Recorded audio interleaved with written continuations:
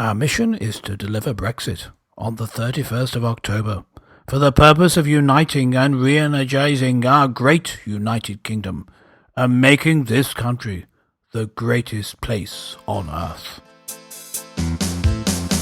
Hello and welcome to the Mark and Pete Show. This week we debate Boris Johnson, the Brexit King. Well, Boris Johnson has finally become Prime Minister, a lifetime's ambition finally fulfilled. But he has already gone to Parliament and laid out his vision for the United Kingdom. He has said that Britain will be clean, green, prosperous, united, confident and ambitious. Possibly so. However, there are a few big issues that he needs to address. Not only has he now appointed a new cabinet, he still has many issues, such as this little matter of the European Union. And how do we get out of it? Yes, it is a mountainous issue, Mr. Johnson, and perhaps here's a little thought. The political landscape is a tough terrain. Navigating obstacles can cause much pain. Some days are quite easy and others a strain, and views from the next summit can be mundane. Those wanting to escape a dominant domain see the climate is unclear and people often complain. So if you're climbing up walls on a pointless campaign, then you have grounds to leave with no reason to remain. I think that Boris Johnson might agree with that, and he is definitely set on getting the United Kingdom out of the EU by the 31st of October. But Clergyman Pete, I put this to you. Many people are concerned that actually having no deal could damage the future of the United Kingdom. What's your thoughts? Well, my thoughts are this. That there are risks with both staying in the EU and coming out, whether it's a deal or no deal. There are risks on both sides. There are risks whatever course you take. So I think that it's a false dichotomy to say, we're going to be without risk or there's going to be a risk. There are risks with each. And the danger with having a bad deal is that you're tied in with the EU. And if you're tied in with over-regulation and being having to be part of the same sort of economic trajectory as the EU will result in your economy shrinking as the EU's economy has done. So I think long term, and we are Mark and Pete, as our listeners know, always like to think of the long term ramifications of decisions. Absolutely.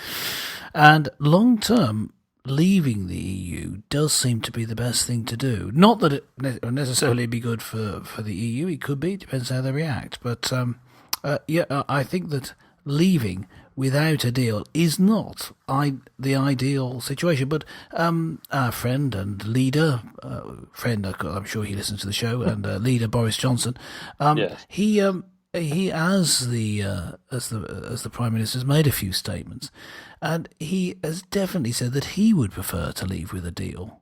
But the preparing to leave with no deal is part of his strategy to get the best deal possible. Well, Bombastic Boris is back. Well, yes. Thank goodness he's blustered his way finally to the highest possible echelons of political government and become the Prime Minister. Now, of course, many people would find this quite bizarre in itself. But the one thing that Boris Johnson has openly pointed out, and it's a blatantly obvious one, is the will of the people. The people have voted to actually leave, hence Brexit. And of course, he is set on actually delivering that, whether we have a result or not. Yes. But I want to ask you, so from a moral point of view, I think we would probably both agree that actually he is taking the mandate of the people, that he wants to now get the United Kingdom out of the EU. But I want to take on some other considerations. This is only one school of thought, and I'll give you an example. A no-deal Brexit threatens UK science industry. Now, that is basically from the Wellcome Trust.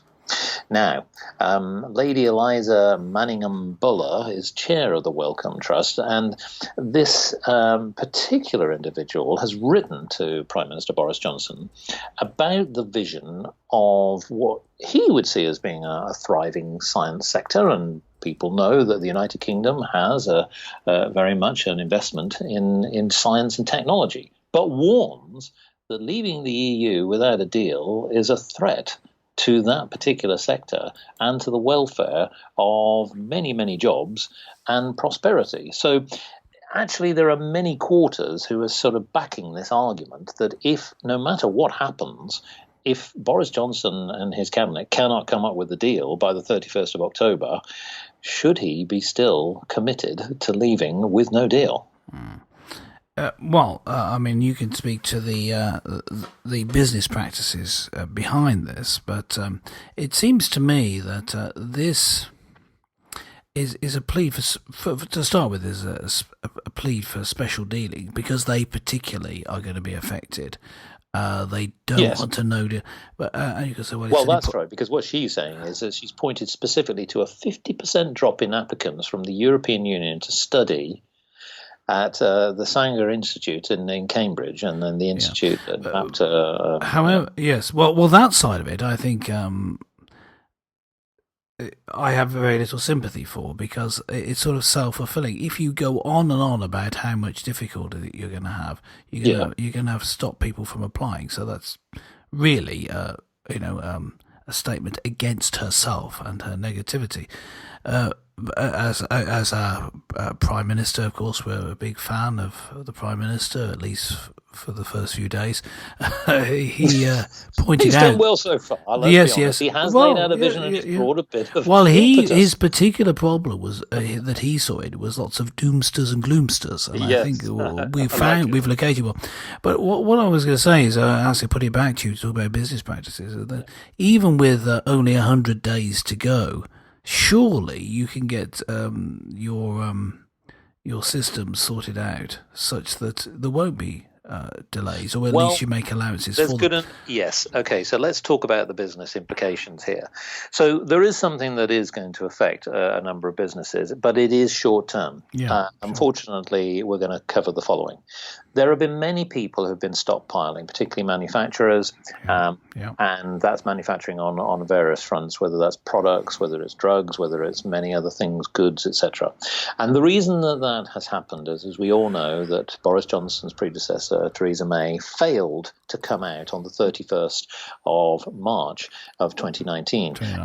What that meant is that because businesses had to take what I'll call a calculated gamble, some were conscious of having, of course, tariffs, levies, etc. And to minimize the impact on the business, many people have stockpiled. Now, when we go towards this new milestone, which is the 31st of October, there will be people who potentially could suffer because they've either overstocked, and in some cases, and some people might say understocked, because depending on which way it goes, if we have a deal, it's going to actually soften the burden.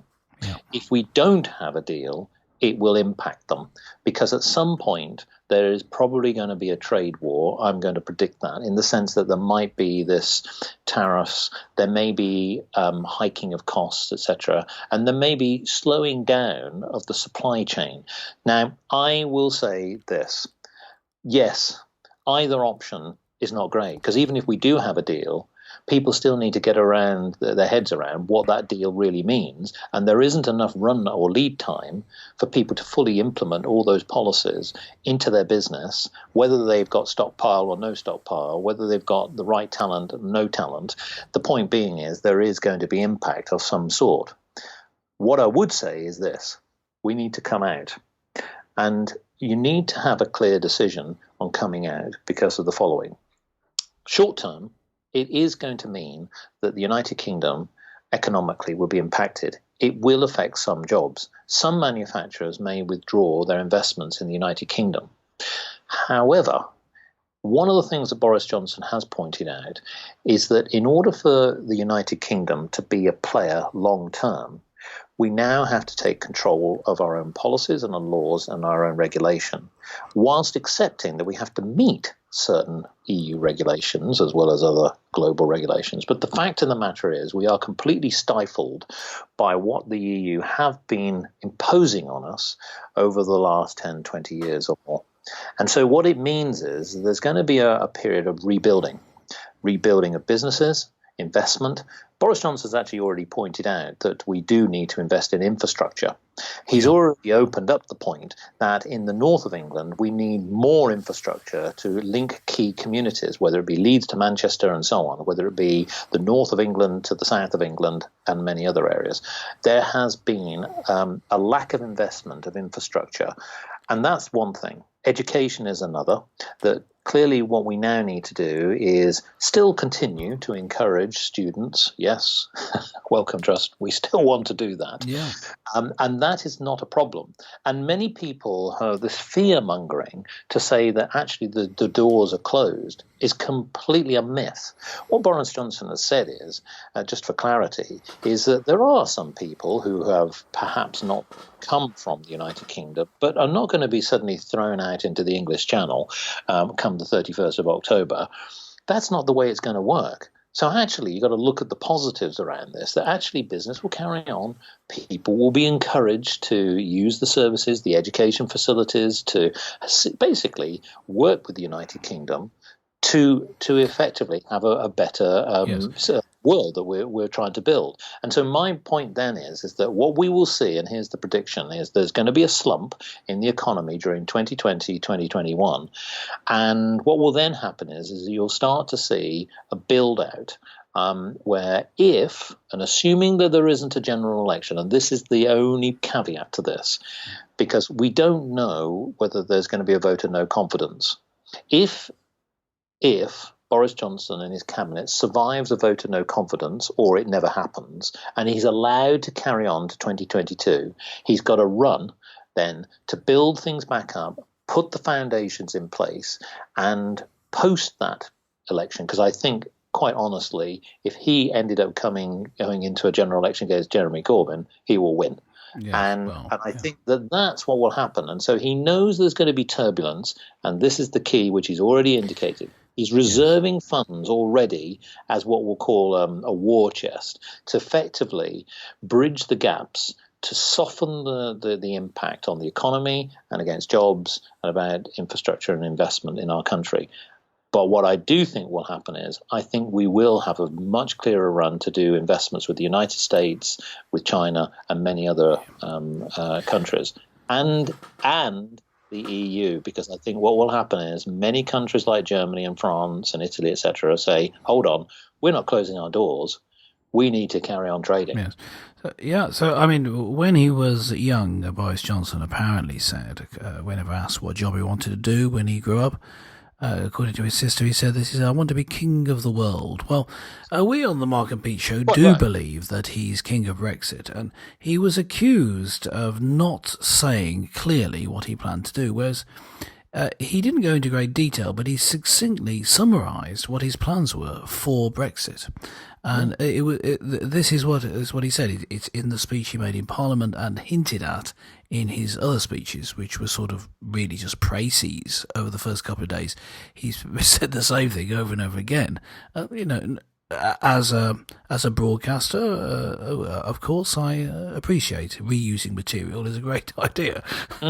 But he got across this point. So, first point, one, you prepare for no deal so that you have leverage. Two, you insist that the Northern Ireland backstop is removed because, in fact, that would end up tying Britain into being part of the EU by dint of Northern Ireland having to obey the regulations of the EU. So that must be removed. But you take out of the discussion any talk about a trade deal. That's just left. And you leave that to after the 31st of October. So you leave. This gives a win to both sides. Yeah, he doesn't say this bit, but European Union can say, yes, we won because we're actually delaying, we're still having the trade talks afterwards. He says, I've won because we are out. and there's no backstop. They then leave in place the current trading arrangements until they've negotiated a new trade deal. And then when there's and they negotiate, basically this is what Boris Johnson is over, a free trade deal with the European Union. That's what he's suggesting. It makes perfect sense, and the European Union would be sensible to take him up on the offer. Here's my prediction: they won't.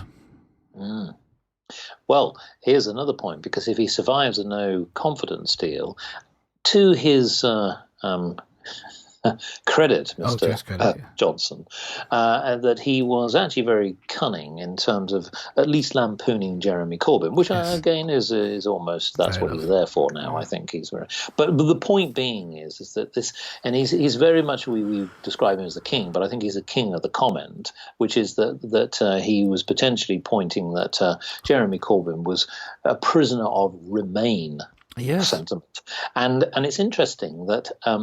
What is it that the Labour Party, ironically, where do they sit? Because let's face it, that if things do go the way of Johnson, what is the future of Jeremy Corbyn? Because I can't see then what the platform is in terms of what they stand for. Because he's wavered, he sat on the fence for nearly 3 years. It's taken to this point where it's almost indicating that he wants to remain, and certainly now that's how Boris Johnson has cleverly coined him.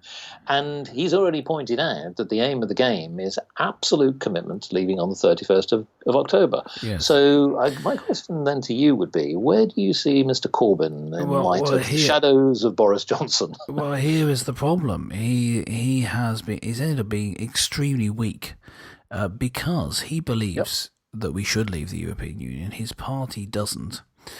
And then... So he's been unable to really come down hard on either side, and he still didn't. It's just that Boris Johnson took part of what he said deliberately. I mean, Corbyn was actually saying, with the sort of deal you're talking about, the no deal or a deal which is basically trying to do a rehash of the withdrawal agreement but remove the backstop, which he thinks the backstop is a good idea. He says, then I'd campaign for Remain. He shouldn't have used the word Remain. I think he should have said, I would campaign against you. He used the word Remain. It was used against him. So Boris Johnson did very well, and Corbyn comes across as a bit too nerdy. So the one thing, the hit where he was right and Johnson was wrong, the hit didn't really land. Boris Johnson has been saying, and I think we've said on this show, that there's 39 billion divorce payments, money to be paid. But it's not 39 billion, it's 33 billion. And the reason is because in the interim, we've still been paying in. So there's only 33 left. So he was absolutely right. It isn't 39, it's 33. But that's a stupid, nerdy point to make. It's still a lot of money, and you wouldn't give it to them. You'd have it to spend. So I think want to ask you a question, he's still the king. Boris is still the king. He is still the king, but there's one thing that I wanted to mention here. He is the king. Now, a comment was made by Ian Blackford, the infamous chappie from the Scottish National Party. He actually coined Mr. Johnson as the last Prime Minister of the United Kingdom, hence implying that really the whole thing is going to crumble fairly soon. And, of course, the Scottish National Party will get their way and Scotland will get a referendum and become independent. Now, of course, we know that at the moment it's King Boris. He's king of the United Kingdom, but should we say king of Brexit? No, we've got a queen.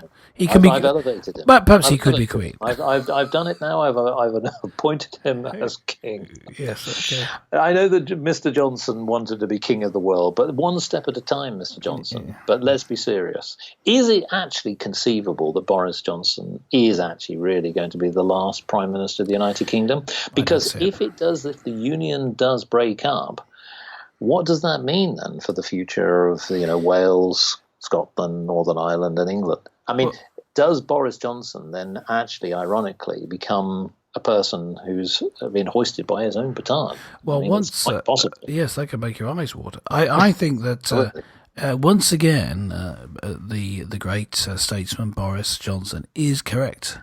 He says it's the other way around. Basically, he's saying, look, if we don't leave the EU, then there's a possibility of breakup. That it strengthens the union by actually leaving the EU. Yes, and I agree with him. I think that once we've left the EU, and during our discussions preparing for this show, you and I, Mark, were talking about the fact that if Britain leaves the EU, what are the SNP going to be campaigning for then? Exactly. What is their purpose? Yes. Yes. Well, listeners, what do you think? I mean, do you think Boris has started well? It seems like he's opened a new golden age that has dawned on the United Kingdom. Well, time will tell, and, we want to get your views. Why not log on to markandpete.com and let us know your thoughts? Well, this is going to run this subject, and we'll have to see what other great quotes and comments that Boris Johnson comes up with, and does he actually have some substance behind his great vision for the United Kingdom? Will we come out of the EU? Is he going to be king of Brexit, or is he going to be king of calamity? Well, join us next time for more colourful conversations with Clergyman Pete and Businessman Mark.